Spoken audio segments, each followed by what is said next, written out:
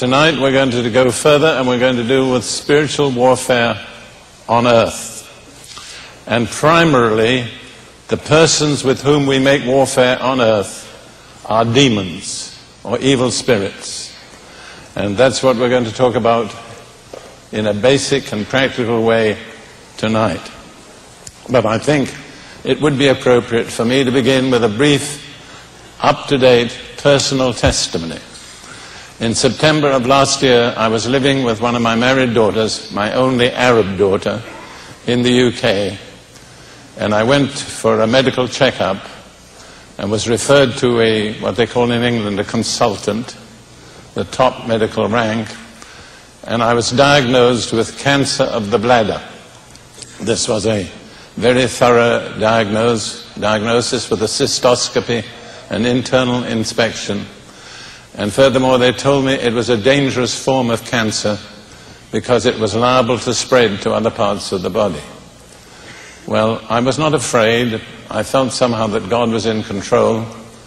And I was living with one of my married daughters, as I said, and she had a friend, the family had a friend who was a curate. Now, I don't think most Americans know what a curate is. A curate is about the lowest rung of the officialdom of the, what do you call it? Anglican Church, what do you call it here? The Episcopal Church, thank you. So I was with in my daughter's house, and we had a phone call from a young man, a curate in the Anglican Church, young enough to be my grandson. And he said, I would like to come and pray for you. May I come? So of course I said, yes, you're welcome. He was a little timid. He sat at the opposite end of the living room. And after a while I said to him, now I want you to understand, I'm not necessarily expecting that if you pray for me, I'll instantly be totally healed of cancer. But come and pray anyhow. So he came, I was sitting in a chair, he stood beside me, put his hand on my shoulder, and began to pray. And it was like, I can only say like cats fighting inside my chest. I have never experienced such intense conflict within me.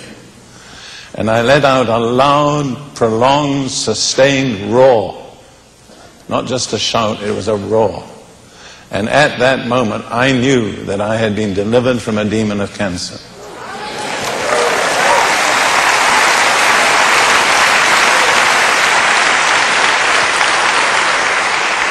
Now, about 6 months later, as far as I know, there is no evidence of cancer anywhere in my body.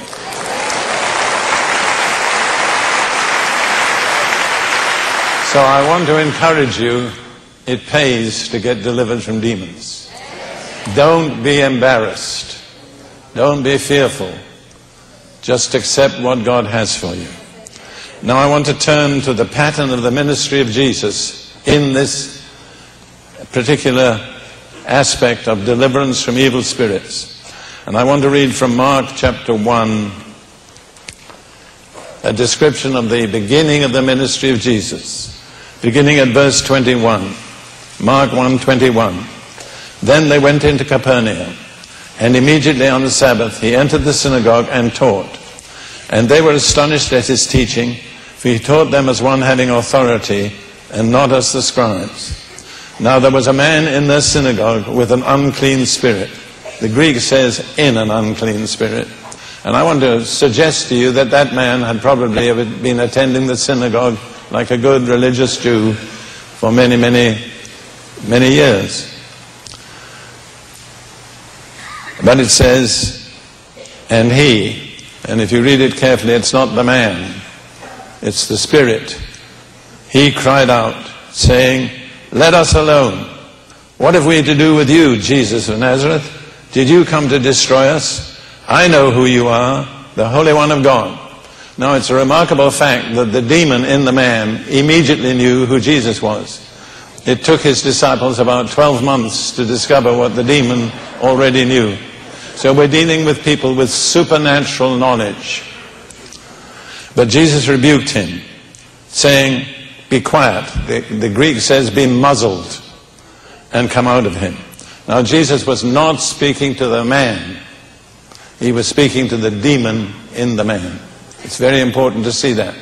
There comes a point when we don't deal with people, we deal with the demons in people, whether they're in us or in other people. And when the unclean spirit had convulsed him and cried out with a loud voice, he came out of him. You see, you have two persons. He, the demon, came out of him, the man. So there was more than one person there. There was the man, and there was the person of the demon or the evil spirit in the man. And Jesus did not deal with the man. He dealt with the demon in the man. And he was not embarrassed. Now, that kind of behavior took place in some churches, including Pentecostal churches. You know what they do? They'd lead the man out and put him in the basement and let one of the deacons take care of him. And I'm not theorizing, I've seen that happen. Thank God we don't have to take the man out of the church, we have to take the demon out of the man and let the man stay in the church. Then it says they were all amazed, so that they questioned among themselves, saying, "What is this? A new doctrine? For with authority he commands even the unclean spirits, and they obey him." And immediately his fame spread throughout all the region around Galilee. I want to point out to you that Jesus was not first acknowledged as the Son of God or the Messiah. What first attracted people to him was he had power to deal with demons, and that caused his reputation to go all around that whole area. And then we read a little further on, in verse 32 to 34. Now at evening, when the sun had set, they brought to him all who were sick and those who were demon-possessed. Now, demon-possessed is a bad translation. And I'm really upset with the NIV, which in many ways has modernized English, that they've gone back to this old-fashioned religious language, demon-possessed. And I'll tell you why I object to it. Because the word possessed suggests ownership. If you're demon-possessed, then you're owned by a demon. Now, I don't believe that any born-again, sincere Christian can be owned by a demon. I do not believe any sincere born-again Christian can be demon-possessed. But the Greek word that's used can easily be and should be translated demonized. And I do believe that many born-again Christians are still demonized.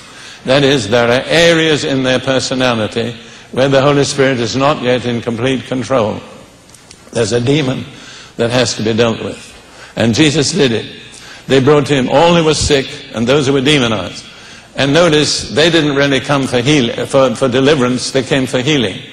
But in receiving healing, many of them needed deliverance from demons. And then it goes on, when he healed many who were sick with various diseases and cast out many demons. And he did not allow the demons to speak or to say that they knew him. You see, the demons all knew who Jesus was. And he cast out many demons. How many of you have cast out many demons? I don't ask for a demonstration, I just want to...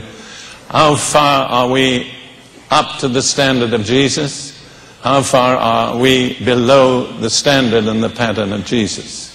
You say, well, they were not Christians. That's true, they were Jews. But actually they were living basically by the law of Moses. And in most cases they were living much more righteous lives than most of the people in the United States today.